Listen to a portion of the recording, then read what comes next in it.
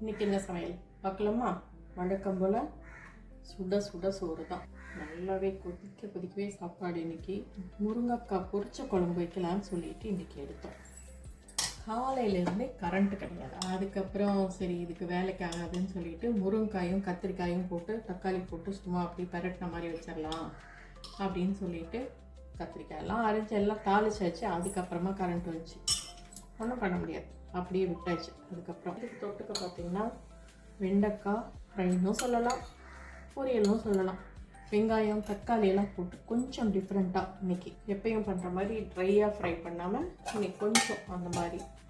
அதே மாதிரி அவரைக்காய் பொரியல், அதுவும் அதே மாதிரி தான். வேறு மாதிரி பூண்டு சின்ன வெங்காயம்லாம் நசுக்கி போட்டு நிலக்கடலை பிடிச்சி போட்டு எங்கள் ஊர் பக்கம் இது மாதிரி தான் செய்வாங்க. அந்த மாதிரி செய்யறதுக்கு கூடயே வெள்ளரிக்காய் சாலடு.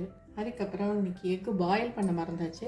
அதனால் இப்படியே ஆம்லேட் மாதிரி, ஆம்லேட்டும் சொல்ல முடியாது, அப்படி போட்டாச்சு. ரொம்ப இதெல்லாம் போடலை, ஆனியன்லாம் போடலை. அதுக்கப்புறம் கொஞ்சம் கொத்தமல்லியும் புதினாவும் சேர்த்து துவையல் அரைச்சிருக்கு. இது 2 in 1 தான். இதை நைட்டுக்கு அப்படியே தோசைக்கும் சேர்த்து வச்சுக்கலாம். அவ்வளோதாங்க, இவ்வளோதான் இன்றைக்கி சமையல். இந்த வீடியோ உங்களுக்கு பிடிச்சிருந்துச்சுன்னா லைக் பண்ணுங்கள், ஷேர் பண்ணுங்கள், கமெண்ட் பண்ணுங்கள். புதுசாக பார்க்குறீங்கன்னா சப்ஸ்கிரைப் பண்ணிக்கோங்க.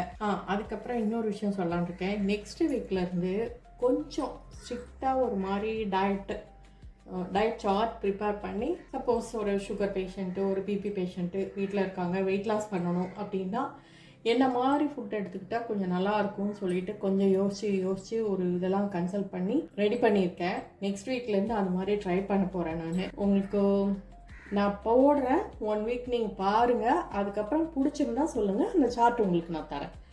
இது கூடயே ரசம் இருக்குது, தயிர் இருக்குது. இந்த வீடியோ உங்களுக்கு பிடிச்சிருந்துச்சுன்னா லைக் பண்ணுங்கள், ஷேர் பண்ணுங்கள், கமெண்ட் பண்ணுங்கள். புதுசாக பார்க்குறீங்கன்னா சப்ஸ்கிரைப் பண்ணிக்கோங்க. தேங்க்ஸ் ஃபார் வாட்சிங். பாய்.